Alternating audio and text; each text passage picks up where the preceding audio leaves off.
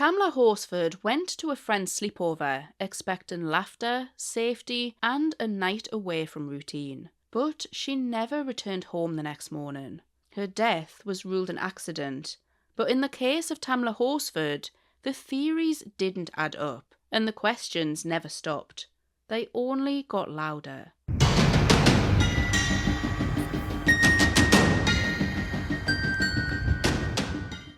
Tamla Horsford was born on the 10th of October 1978 in Kingstown on the Caribbean island of St. Vincent and the Grenadines. She lived there until she was about 11 years old, when her family moved to the US and settled in the Bronx in New York. Eventually, Tamla moved to Florida, where she met her future husband Leander, also known as Lee. Lee had a daughter from a previous relationship who Tamla raised as her own, and the couple had 5 more sons together. At the time of this case, their sons' ages ranged from the eldest at 14 years old to the youngest at just 4 years old. This wasn't just a headline.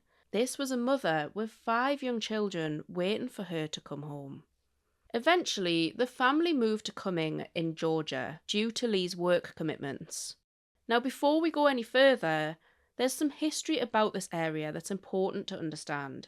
It doesn't explain what happened to Tamla, but it does explain why so many people still have questions, and why this case has been viewed the way it has. In 1912, Forsyth County, where Cumming is located, became the site of violent racial expulsion. After a black man was accused of assaulting and killing a white woman, white mobs descended on black homes and businesses. Nearly the entire black population was driven out through violence, intimidation, and fear. For decades afterwards, the county remained almost entirely white, and by 1990, there were reportedly only about 14 black residents in the entire county.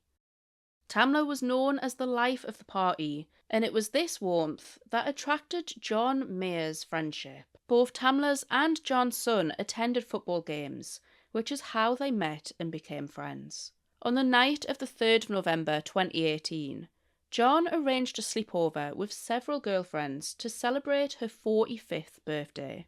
The intention was for the guests to stay the night so that there would be no drink driving. So that evening, Tamla made dinner for Lee and her 5 sons before heading to the party and arriving at around 8:30 p.m, an hour or so later than the other guests. Most of the women there were mums that Tamla knew from the local youth football league, but there were a few faces that she hadn't met before.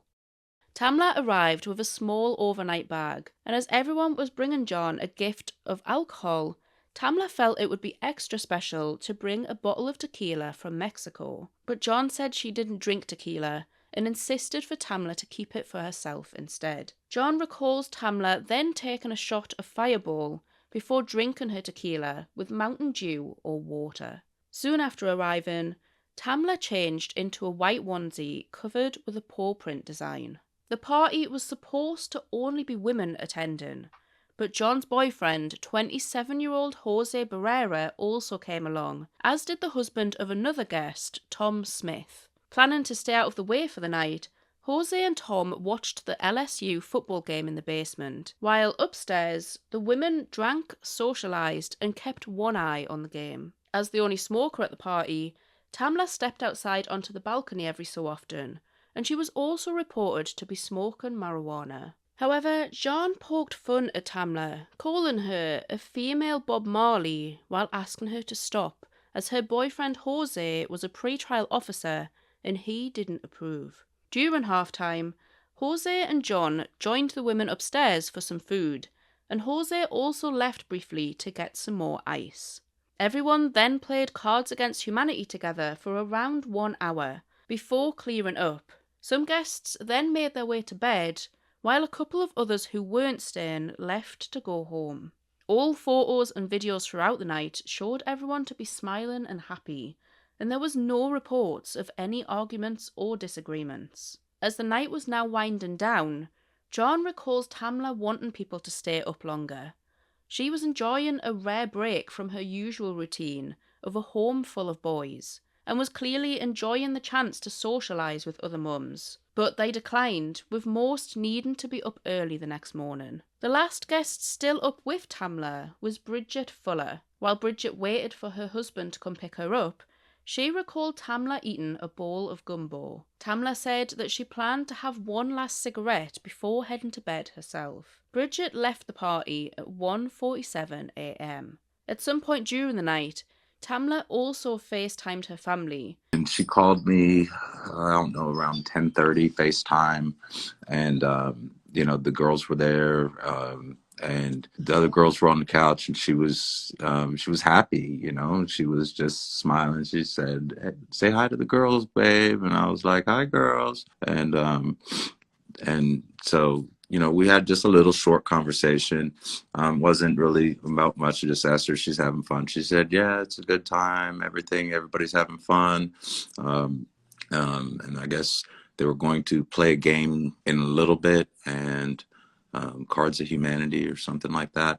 So me and her ended up getting off the phone, and that was the last time I talked to her. But she was happy, and she was smiling. John had a home security system fitted, which sent notifications to her phone every time the front or the back door was used. So just 2 minutes after Bridget left, this system registered the back door being opened at 1:49 a.m. and closed again at 1:50 a.m., which is believed to be consistent with Tamla's plans to have a cigarette before she made her way to bed. But here's where things get a little unclear. Another notification showed the back door opening again at 1:57 a.m, but it was never closed. It was just left open. The next notification wasn't until 4:10 a.m, when another guest, Marcy Harden, left for work through the front door. Hours went by before Madeline Lombardi got up at around 8:30 a.m. to go about her usual morning routine of making coffee. Madeline lived at John's home and is a long-time close friend of John's mum, so over the years they developed an aunt-niece style relationship. While making her coffee, Madeline would always look outside the kitchen window to check the weather and gauge the temperature. But while looking out of the window that morning, at around 8:45 a.m, on the 4th of November 2018, she made a discovery that nobody expected. Lying face down in the grass was Tamla Horsford, still wearing her white paw print onesie, but she wasn't moving. Madeline recalls saying a prayer before going upstairs to inform Jose. John was questioning why Jose was needed, with Madeline responding that there is something wrong with her friend from the islands. And I looked at my niece and I said, "I don't want to talk to you. I want to talk to Jose." And my niece went, "Something's wrong. What's wrong?" And I said, your friend from the islands is in the backyard laying in the grass." John and Jose made their way downstairs and out into the back garden, finding Tamla laid in the grass. Jose touched her leg to see if she was alive, while John called 911 just before 9 a.m. Forsyth County 911. Hi, yes, I need an ambulance and a police to my home. My name is John Myers, Jeanne. We had people over last night. We were drinking. Most of us went to bed. One of them stayed on the balcony. She was drinking, and we just went outside, and she's laying face down in the backyard. It looks like, I'm guessing maybe she fell off the balcony, but she's stiff. As you'll have just heard, John sounds very calm while remarking almost immediately at the possibility of Tamla having fallen from the balcony. Once police arrived, they pronounced Tamla dead at the scene, and her body was sent for an autopsy. But before the results of the autopsy could even be conducted, Forsyth County Police already began to work to the theory that Tamla's death had been a tragic accident caused by a fall, a determination that Lee, Tamla's husband, didn't agree with at all. And so I was sitting on the front porch with them, and they're like, "Well, it seems that there was an accident. It seems she tripped over something and fell in the grass and this and that." And I'm like, "My wife tripping over something and falling in the grass? I've seen this girl drink half a bottle of tequila and dance salsa in 6-inch heels." that's don't make no sense. She didn't trip over anything. As we know, Tamla had been drinking that night. The bottle of tequila that she'd been drinking from was said to have very little remaining the next morning. But despite this, none of the guests could describe Tamla as drunk. None of the videos from the night showed her to be erratic. And Lee has said that Tamla had a very high tolerance for alcohol. Nor could he believe that she would allow herself to get so drunk in front of people that she had just met that would also result in a fall. But one thing I do know about my wife, and this is, I mean, it may not be a good thing, but we're both from the islands, and we both grew up drinking, and she could handle her liquor.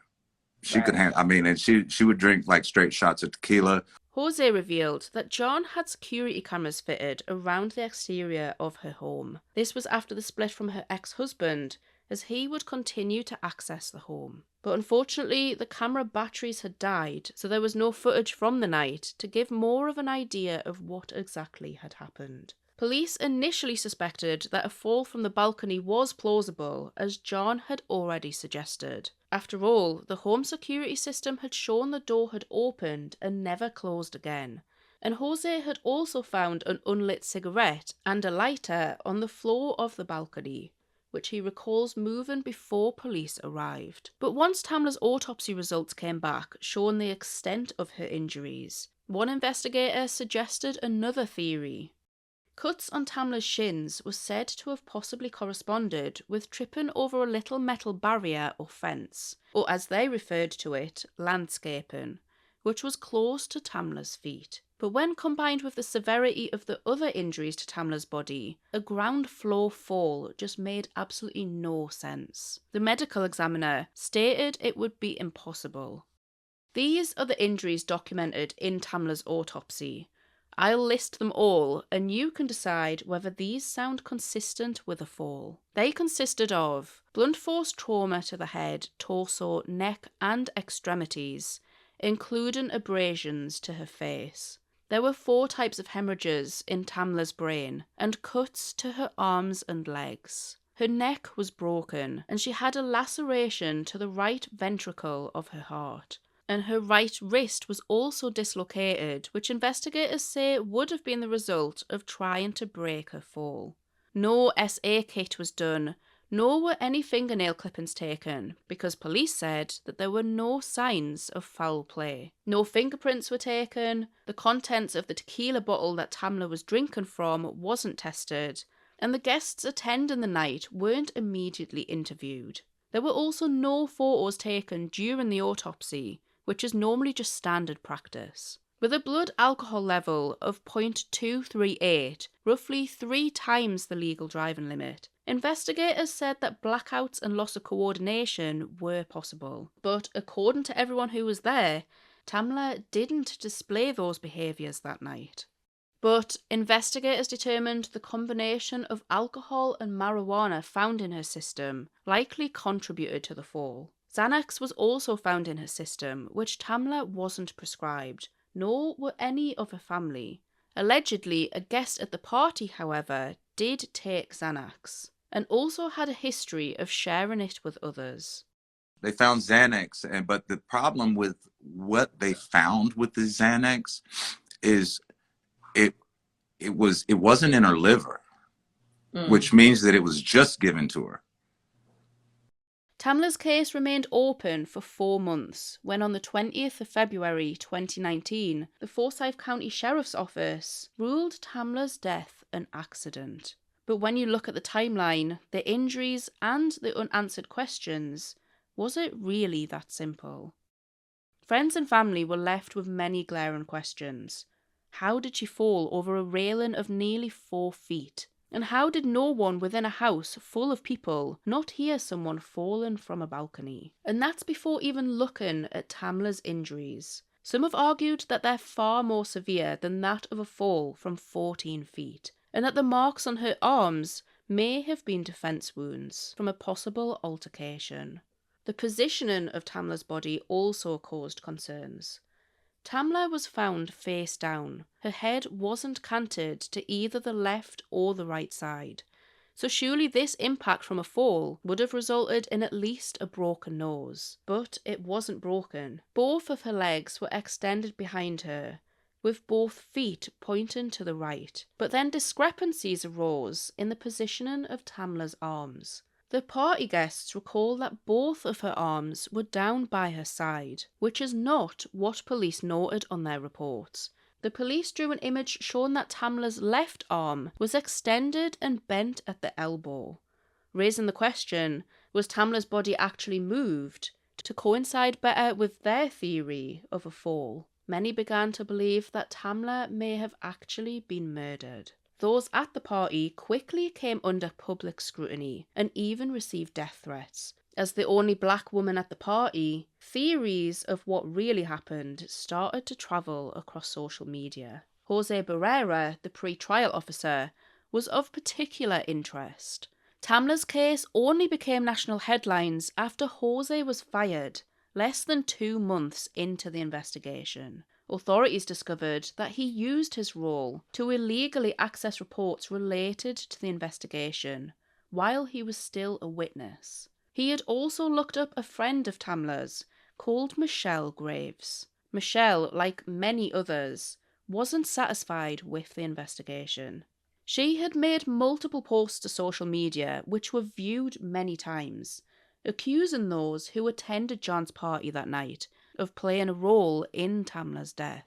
They later sued Michelle, claiming she had damaged their reputation. So Jose also looked up Michelle's details on the police system, finding her address and phone number, but no legal action was ever taken against Jose. Then, in October 2020, the lead investigator of the case, Mike Christian, resigned. It was discovered that he had been sharing confidential details and files of the case with girlfriends, including sending photos of Tamla's body and sharing the unreleased toxicology report. He also didn't refer to Tamla by her name. He instead referred to her as the porch lady, poking fun at the theory behind her death. But this is despite him even questioning the conclusion himself. He had allegedly also told women that although he believed her death was accidental, he didn't believe that Tamla had fallen from the balcony. Months prior to his resignation, Tamla's sister-in-law hired a new attorney, Ralph Fernandez, in June 2020. He started his own investigation. He claims that the investigation had been botched from the beginning, with conflicting witness statements, inappropriately handled evidence, and lack of autopsy photos. He sent a letter to Lee, concluding that the evidence strongly pointed towards murder, stating that her injuries were inconsistent with a fall. Another thing within the case that really sparked controversy was that John had bought all of the officers Dunkin' Donut gift cards. I'm gonna start charging y'all rent. Get out of my head. Look, and I just went and got y'all gift cards. Oh, what are they gonna Being bring them so on? I told nice. them I just made them cookies. But then I was told I shouldn't because then it could look bad if I give you something before the case is closed. Oh, well, you better wait. So, People questioned if they actually bribed the officers to continue with the theory of the fall. With Tamla's death still ruled an accident to this day, friends and family have urged the FBI to investigate this case in hopes of receiving more definitive answers. Well-known celebrities such as 50 Cent and Kim Kardashian have also expressed their concerns with the investigation, urging more attention should be given. I'll leave the link to the petition in the description and pinned in the comments if you'd like to sign it. So to this day, there have been no charges, no arrests, and no one held responsible. Whether Tamla's death was the result of foul play, negligence, or a tragic series of events that were never properly examined, one thing remains undeniable. Her family were denied cleared answers. Tamla, known as a supermum, loved to dance and sing, and brought warmth into every room she entered. 5 boys went to sleep that night, expecting their mum to come home, but she never did. So until every question is answered and every inconsistency is addressed, Tamla Horsford's story remains unfinished.